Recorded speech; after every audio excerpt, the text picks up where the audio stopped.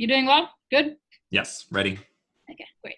So, one of the things that I don't think is always on my mind until it is on my mind, right? Is community for people who look like me, live like me, love like me, right? Across those intersectionalities. So I don't necessarily think always about, or rather, let's just say, I have diminished expectations for representation of my identities in the world at large, not just Mhm. in media, but in the world at large, right? And so for our audience, any of our audience members watching on Facebook Live or who will watch this video later, May is Asian American Pacific Islander Month, right? And so I came upon this link that Padma Lakshmi, who is an incredible cook, host of cooking shows, model, actress, etc., just overall an incredible human being, who I follow on Instagram, celebrity human, who also happens to be from Chennai, Tamil Nadu, which is where I'm from. Since I follow her, she posted about how she would be appearing on this show called United We Stand on YouTube Live, right? Dedicated to Asian American and Pacific Islander Month. Okay, and the show is supposed to be right, like United We Stand against bullying, specific focus on the identities of Asian Americans and Pacific Islanders. Yeah, so that was on my calendar to watch today, and then like a couple of things happened, and we went over time on certain things, and so on and so forth. And I logged in to watch it, and that's when like it hit me. We had another conversation planned for today, but it hit me, oh my God, maybe Masa and I should talk about this, right? Like this represents our humans. And the thing about it is so rare, even within that AAPI group, right? Asian American Pacific Islander group, that all Asian Americans are represented, or all Pacific Islanders are represented, right? Typically when we say Asian American, it's the Western gaze. So it's always about how the West thinks Asians should look, right? And therefore it leaves out a solid half of the population, if that, like a good percentage of the population, let's say. Indians, Pakistanis, Afghanis, Bangladeshis, Sri Lankans, so on and so forth, right? Get left out significantly.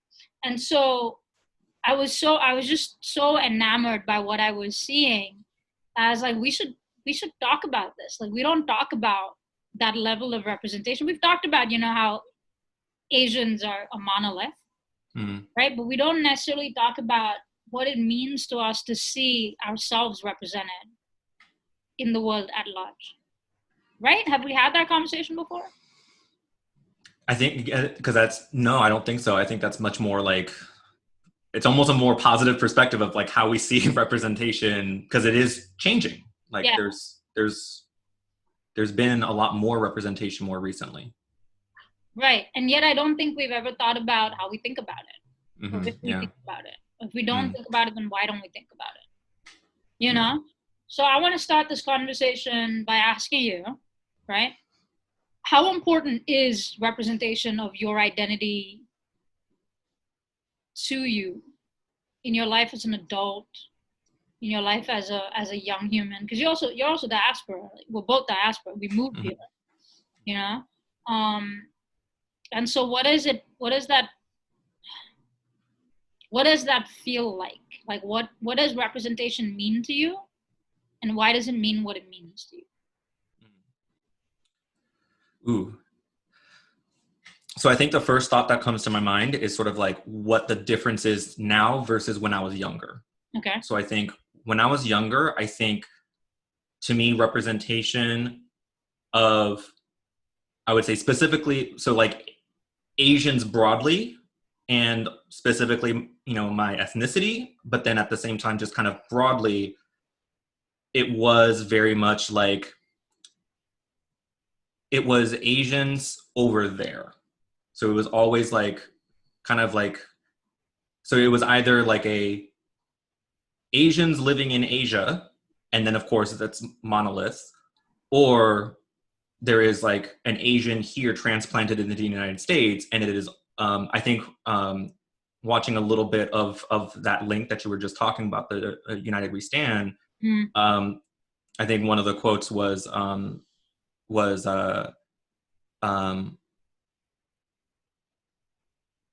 was it? It was like, basically it was saying like it was never representation as part of the plot line. It was always a part, or like kind of like a side character. Always the punchline, The never the plot, punchline, never the never plot the line. plot line. Right, Yeah. right, right. So I think like that was definitely the impression I got, and definitely that sense of um, even growing up in the States, and definitely like I am mixed, right? So that is definitely plays a role, but I think there was always this sense of I'm not Asian enough, Mm. because there is a very particular way that you have to be based off of that representation. There isn't enough representation to um, to open up possibilities for just simply existing in a different way. Um, so I think like, and again, a lot of these things are microaggressions and things that are like meant to be jokes and meant in jest and meant, it's again, it's not meant necessarily to be, you know, it's not systemic, and or it's not like institutionalized in terms of you know, discriminating against people based off of, you know, hiring practices and things like that. But you know, one of the things I remember is like teachers saying things like, you lost your Asian card, you know, if you didn't do well in terms of like a math problem or something like that, you know. Yeah. So like things like that, where it's just like there is this, again, like you're put in a box and you're not quite fitting. And I think there is a denial of learning about, again, from a broader context, like unless I'm doing my own studying and learning, right? There is a broader context of like not learning about historical figures and about like representation of like people who might have a more similar experience to me, you know.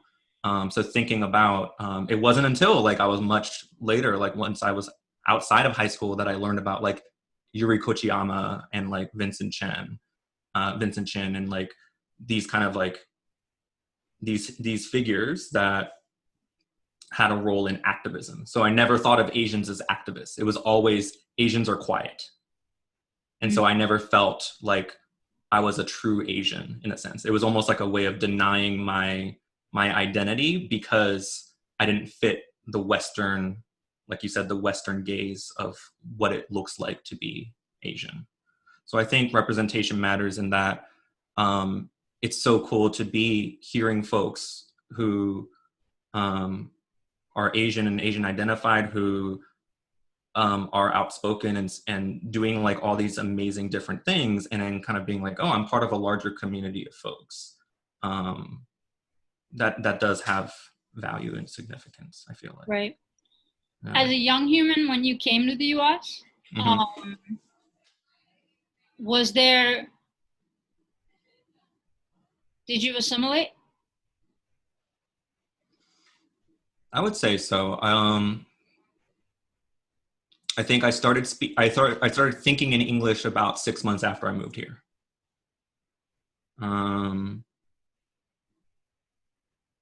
And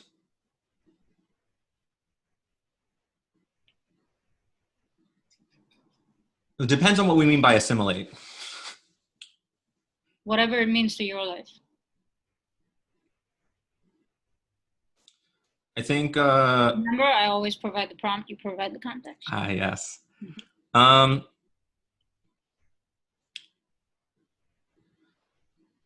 think I definitely, I mean, I definitely did assimilate. I think at the same time I was very, when I first moved to the States, I lived in California, in the San Francisco Bay Area. So definitely at the time, I think I definitely had a strong sense of community with my peers who were Japanese. There was like, we had like every day at recess, we played dodgeball, and it was like all the Japanese kids getting together and playing dodgeball.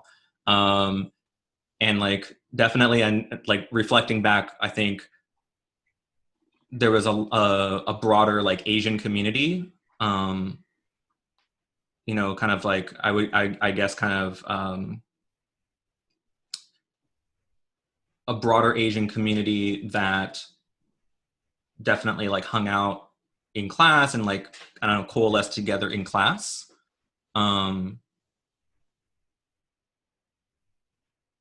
I think it definitely, I started assimilating, I would say, more once I moved to Florida, because there was, I think at a certain point, like I was the person of color in my class, and I was like, before I you know, that kind of wasn't a thing. Like it was kind of just like, oh, like it was just a very diverse group of students, and then suddenly I was in a class with only white students, and like I was the one student that was ethnically, racially different.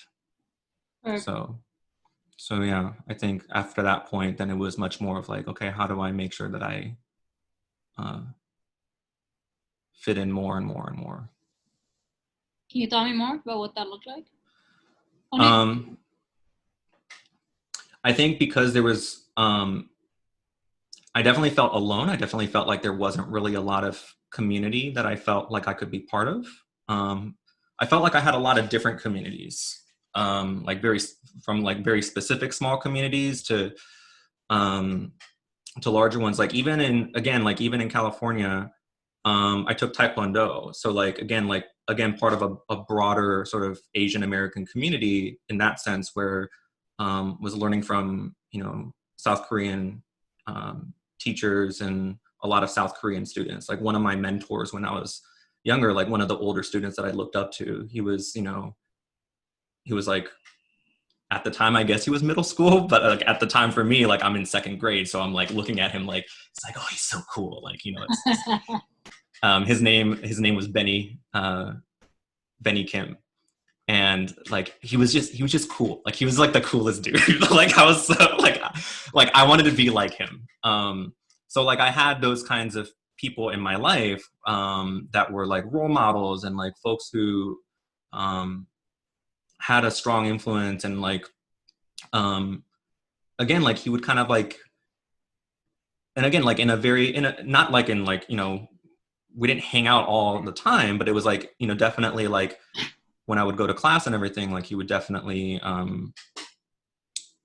like share insight and like give encouragement, and like that meant so much to me, to have that kind of person in my life.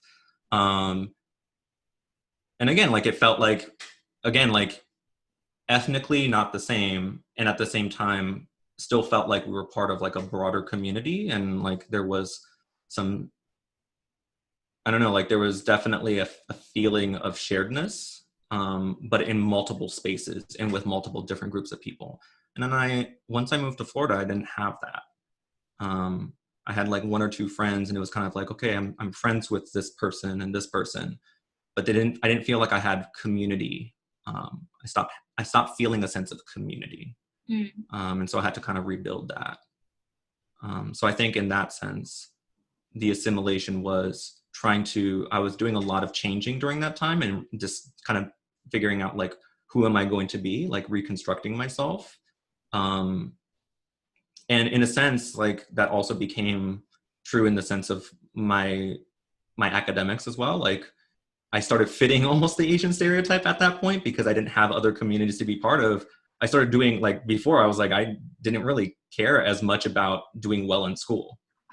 It was much more of like I liked learning and like all that stuff, but like grades weren't a thing. And then suddenly grades became my identity. Oh, wow. And I wonder how much of that was influenced by Right. a certain amount of one-dimensionalization of who I was. Did And you? I did. Sorry. Oh, sorry. Go ahead. Oh, No, please. I think even at one point, I remember having some identity kind of existential crises in fifth grade, where I was like, "Are people friends with me only because of my grades? Like because like almost like I'm a tool, or I'm like useful for academic purposes? Like I'm like again, like I felt that sense of questioning and doubting my existence as a full person. Sorry, a full person. I kind of saw myself as like, wow, is this how other people see me? Like, is this how I even see myself? Like, am I just my grades now? And I felt like I never felt that way before. Right. Yeah. That's so interesting. I've never heard someone say, my grades become my identity. I wonder still, like, how many of our young humans feel that way? Actively feel like that is all that people know me for. And also, so what do you do if you're an Asian human and you're really smart? Mm-hmm. You just flunk your classes so that you don't fit into that stereotype? You know, like, Yeah. what do you expect young humans to do? How do you expect them to deconstruct the stereotype when they're living in it? Yeah. Constantly living in it. Wow, that's powerful, man. Did you ever rebuild that community? Or in assimilation, did you assimilate so much so that you found community? I think I found other communities. And I think definitely like once I was more in middle school, I think that actually like middle school was a rough time in general, like for I feel like for a lot of people. Mm-hmm. But I was also at a much more diverse school. And so I felt like, I definitely felt like I could find different communities to be a part of, different identities. And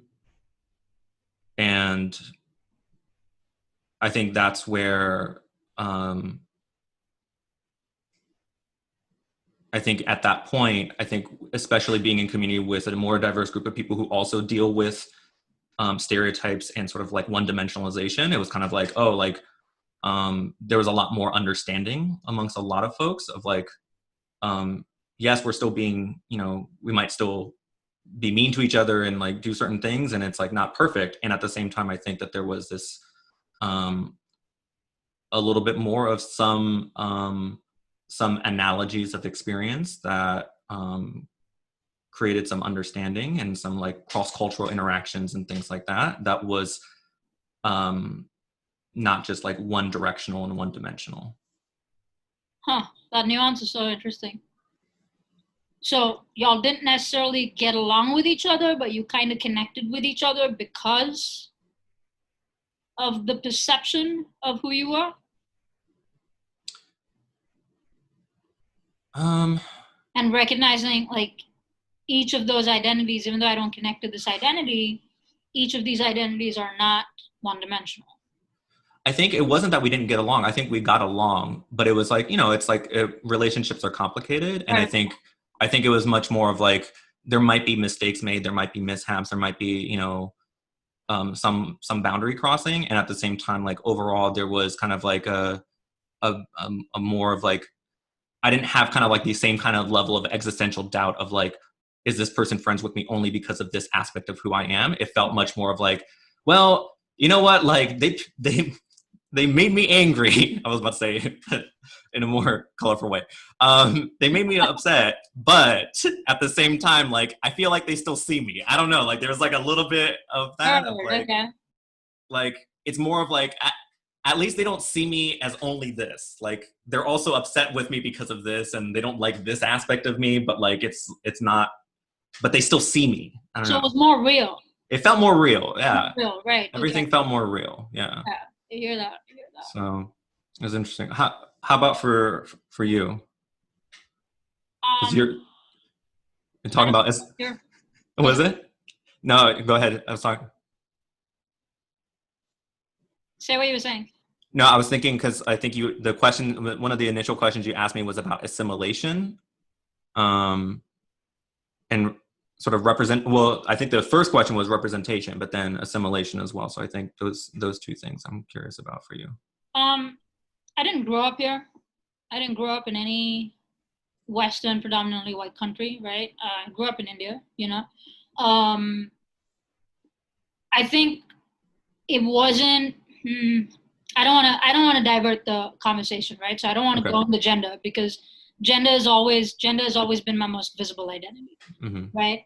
But I think it's also interesting to think about how different communities treat each other, right? And my observation of other humans in of other non-Indian humans in the Indian community and what that looked like, right? And so Sherwood Hall, that's a school that I went to, was a very well-known school for being progressive. It was a co-ed, which is one of a few schools that was co-education, K through 12. It was just a progressive school. It was well known for being that way. And our principal was very particular about having a mixed group of students. And she made sure that that's how it was, right, to a great extent.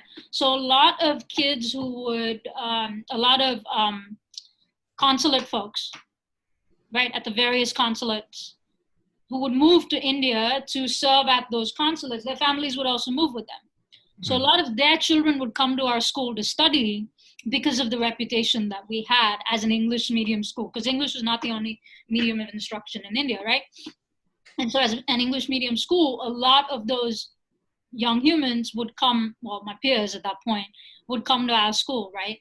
And so we'd have, I had classmates who were American and British and Australian and South Korean, right? And so I significantly, what really stands out in my memory is, this was really rough, man. This was really rough. So there was this one student who joined school. We were in the 8th grade when she joined, right? She was South Korean, from Seoul. She didn't speak English, very little bit, right? She didn't speak a lot of English. And she was very shy, okay? And I guess I've always fought for the underdog for whatever reason. I don't understand why. And by no means have I always done it the right way, right? But she and I became fast friends, you know?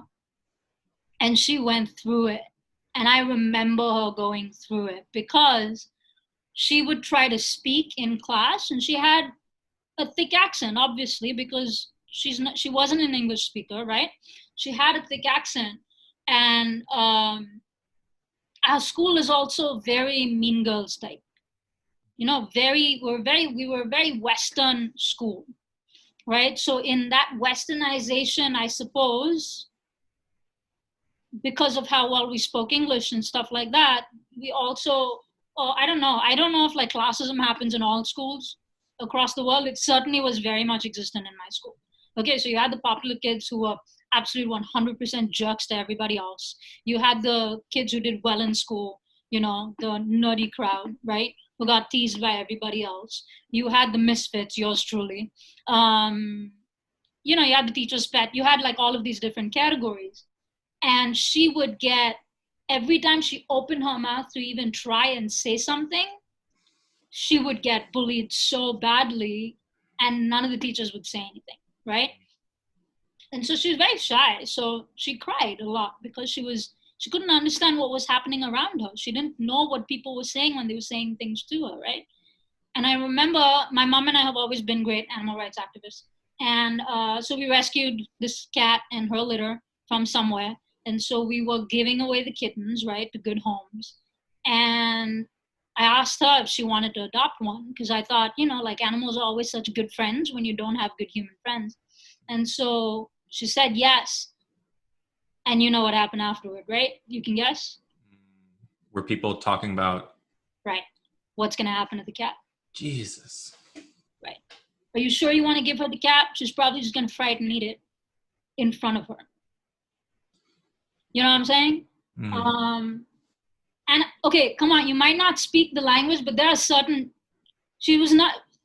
nobody is beyond the intelligence in the 8th grade, especially as a young human. As people who work with young humans, we know how quickly our kids put things together, right? She put 2 and 2 together so fast, she knew exactly what they were talking about, you know? So those things happened. And then my chemistry professor asked her some questions, blah, blah, blah. She obviously couldn't ask her. She did not understand any of what he was saying. And he just ripped her apart. Like he just ripped her apart, you know? And I tried to stand up for her, and I got into trouble for it. I mean, who cares? I was always getting in trouble, so it didn't matter. But I got into trouble for it, and then she was upset because, again, this is what I'm saying about not knowing how to stand up for people. She got even more upset because I got into trouble for it, right? But he tore her to shreds, yelling at her for, if you cry all the time, how is anybody supposed to communicate with you? Why can't you understand what I'm saying to you? And then his voice would just get progressively louder as he repeated the same thing. Because, the louder you say something, the easier language becomes, right? But that's what I remember about bullying an Asian human, right? Which in that moment, you have no acknowledgement of the fact that you too are also Asian by virtue of being part of the continent of Asia. We are also so colonized that for us too, Asians are those who are Asians from the Western gaze. So we also observed her as an Asian. We also significantly used derogatory terms that we use to refer to Asians, right? Very similar to the ones used in the US, right? Making reference to their facial features, their eyes, so on and so forth. And so like that is the first thing that comes to mind for me when it comes to Asian humans and those stereotypes and everything that they were talking about on the YouTube live about how as young humans, Asians get stereotyped so specifically, and so I hear them talking about it, like young humans like Hudson talking about it. And he's in high school, just graduated from high school, right? And he's talking about, I don't know if you saw that portion of it. He's the young human who he's in fresh off the boat. He's kid from Fresh Off the Boat, right? And so I think he's in college now. So he talks about how in high school being teased for food, your facial features, these derogatory slurs, so on and so forth. And it's like, that change, even though there is change happening, the stereotypes they still stand strong. Right? And I think like in colonized countries, we also colonized humans perpetuate those stereotypes so much when we should be deconstructing it. And I think it shows like this one that we were watching that doesn't cater to the Western gaze when it talks about Asian American humans and brings that whole story together. And one of them talks about how Asian characters are always portrayed in such an incomplete manner. So much left out, right? I think it's when we do work like that it changes the narrative so significantly, And again, it's not to say that I haven't faced stereotypes about being Indian specifically, right? Because again, the Western gaze, they get Indian. They don't get that Indian is also Asian, right? So there's definitely a lot of those pieces. I've definitely assimilated. I mean, you can hear my accent and how it changes in one conversation about 45,000 times, right? So that's definite assimilation that's happened. It's code switching and it's assimilation. It takes its own form. I don't even think about it anymore. It's barely intentional anymore, unless I'm trying to like actively communicate with someone and I'm not getting through because of my accent, then I will switch over intentionally immediately. But yeah, I feel like that is that first, I keep talking about first memory always, right? Because I always go back and reflect when I write poetry, when I'm talking about a certain incident, I want to find the etymology of what happened to me. And so that is like the first thing that comes to mind for me, And so I think that is that whole idea of deconstructing this to stand in solidarity with each other, right? But then when you talk about representation, I think because I'm so gay and so gender non-conforming, whatever that means, just take it to be whatever you want it to mean, right? Because I'm so gay and so gender non-conforming, I do not ever have the expectation that someone like me will ever be represented on television. And yet, when I see shows like Never Have I Ever show up on Netflix, and one of the main characters is actively using Tamil words of endearment, oh my God, man, like the jump that your heart takes is unbelievable. it feels so good, you know, and like every single character in that show, I have never seen a show like that before. You know, like I've seen bits and pieces of Indian representation in different shows, some terrible and the good ones significantly good, but it's always bits and pieces. And then this show, first of all, the Indian young human that they show on the show cusses, you know, she's talking about subjects that are typically taboo in Indian culture. She's talking about boys. There's just so much going on that is actually truly representative of what an Indian American young human is probably thinking, and removes so many of those stereotypes of how benign, right, and sterilized seeming these young humans are. Mm-hmm. You know, like it seems like so much more of a real representation of what an Indian family would look like. And it's just, it's inspiring. It's absolutely, I mean, it's inspiring. One of the main characters is Japanese American. There's Latinx characters. There's Chinese American characters. You know, this main character, she's Indian American. The whole gamut of it is essentially minority and marginalized communities.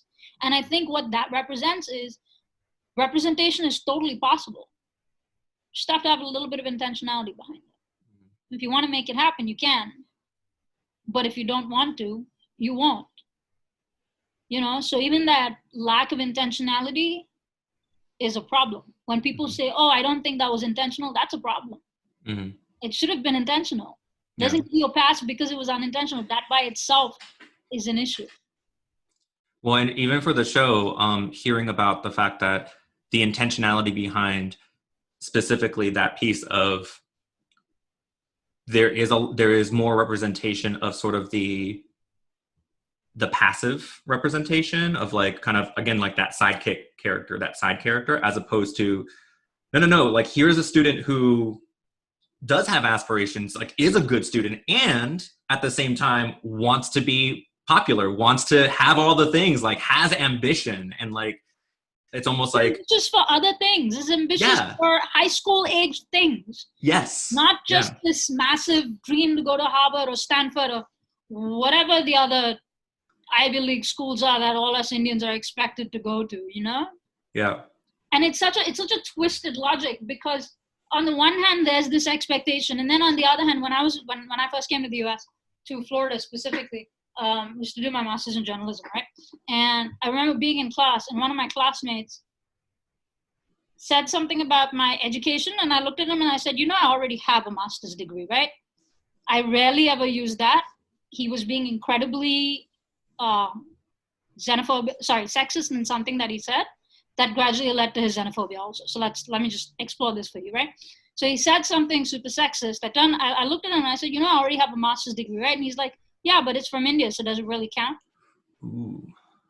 Right. So on the one hand, we should go to Harvard. On the other hand, but you're from a third world country, what values your education? How can you have it both ways? How is that fair? Or why do you have it anyway? Mm. Why can't it just be up to the individual person and, you know? You know what I'm saying? Mm-hmm. So like there's just all of these stereotypes in addition to, I'm sure you can relate better than anyone else. In addition to all the stereotypes about your food, your clothing, how you eat, you know, your family structures, traditions, rituals, heritage, how we conduct ourselves.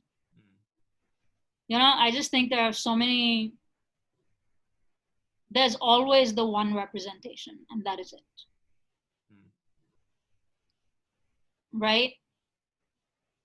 And then somehow that is gospel for the rest of the world. You know? When COVID started, quarantine started, Padma Lakshmi posted on her Instagram tutorial on how to eat with your hands. Okay, how to eat, I think, rice and sambar, something rice with your hands. She posted tutorial. Simple, no? Yeah. Barely simple, very simple, sorry, super funny. It was hilarious the way she was teaching, you know, like it's such a complex procedure, right? Like she was going through each step and like tutoring you through it, right? The number of hateful comments she got on that post, right? That's so disgusting. Who eats with their hands? It's because of people like you that we have COVID, that COVID is a thing. This is why we have to stay at home. You know, did you wash your hands before eating? Did you wash your hands after? You know what I'm saying? And if somebody was eating a burger, What are you using? Sure, not using a knife and a fork. You know, like, yeah, I don't think McDonald's is passing out cutlery when they're giving out their oh my God, sandwiches. exactly. In lieu of COVID here. Right. But Yeah. I feel like there's a bunch of new things that are coming out that are so highly. First of all, like if you just look at that video, okay, Mm-hmm. I don't know half the people. I think like that's one thing that they pointed to too. I don't know half the people who are not Indian in that list of humans who are on the various panels, right? There's at least like 150 people, okay, to be clear, on the show that they did. All incredibly powerful human beings, right? And I know most of the humans who are Indian or Pakistani, but I don't know any of the other Asian American humans on there. You know, and I guess it's understandable you gravitate toward people who look like you. But even with Malik Pancholi, I did not know he was gay. What? You know what I mean? But I think for us too, it's important to know those things. You know, so then when we're having conversations with people who are like us, we can reference these humans. Yeah. Because by themselves, they are powerful icons in our community. Yeah. By their sheer existence. Mm-hmm.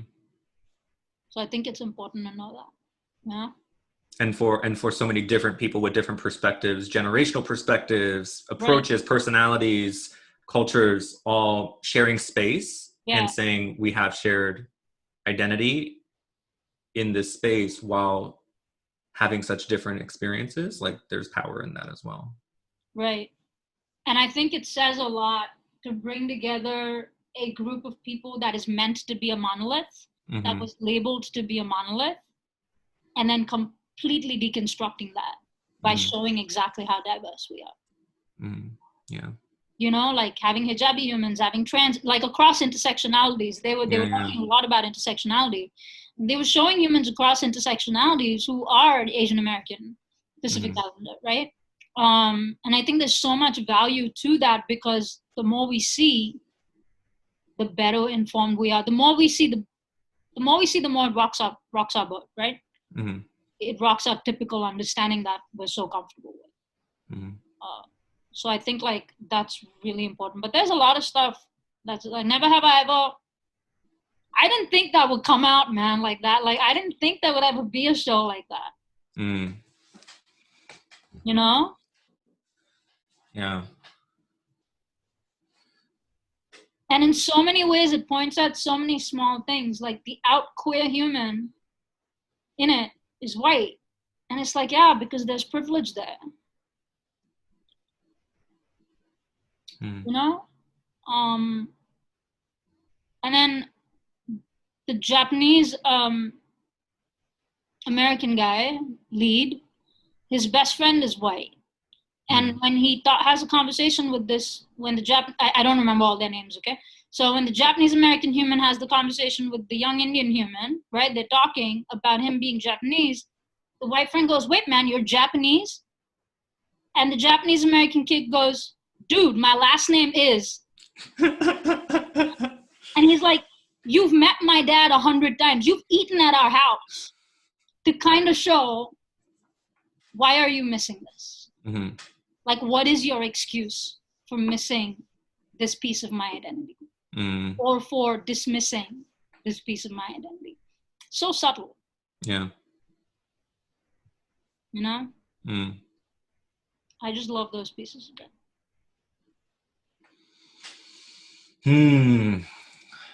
Do you feel like if we had more of these things, these shows that are coming out, more of these actors have more prominence? when you were growing up, your life might have been a little easier? I'm not assuming that your life was hard. I'm just asking, if it was easy, would it have been easier? If it was hard, would it have been easier? I think the next step of it is not just the representation, but then it moving into, I think we're still at that point right now, even where that representation is like, we're starting to see a shift, but in kind of the same way that, like what you said of like, yes, there's more representation, and at the same time, okay, do I know all the names of all these folks? Do I assign them? Do I give them as much value as I give to other names that are not, that are white? You know, ultimately. And so, I think when we start to see that kind of shift happen, that'll make it so that it's a little bit more of like, oh, like, again, that idea of the monolith can start to more broadly get deconstructed. But I think in general, I think that having in your life in some way, shape, or form those influences and those people that you can look up to or that you see, and it's like, oh, like there's not permission, but like there's a sense of like, oh, like, okay, like you see like two people that are represented in different ways, and it's like, okay, and they're part of the same identity, that gives space for more identities then, more expression. And so there's definitely a greater freedom in that representation as a result. So who's the onus on? Is the onus on the representation, or is the onus on us to recognize who's being represented?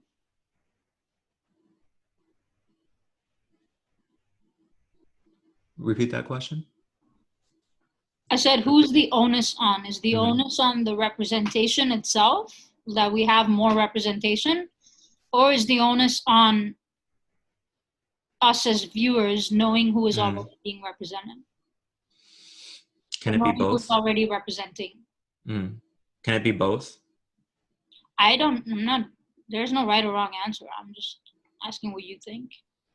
Because I think, I think one of the things that was said in that stream too was, hey, there's some of these folks who are already here, right? They're already have their own shows. They're already, journalists and, doing this. Like, stream it, put it, have it on, like have that on as like your default, because otherwise it doesn't get the views, it doesn't get the streams, it doesn't get the recognition, and so it's not like, we need to sustain it. And so I think that kind of goes into, hey, that's great that there is, an Asian grocery store, but if I'm looking at it as an exotic thing that I only visit once in a while, as opposed to, hey, how do I support this as my local business, as opposed to supporting this major corporation? I think, like, I'm thinking of it in that same way. It's like, how do I make sure that I am participating in supporting this community, as opposed to taking for granted that this community exists and visiting it when it's convenient for me. And I think that's a key thing that I'm thinking about in relation to this. Heard. Well, we are almost at time. Any final thoughts you'd like to add?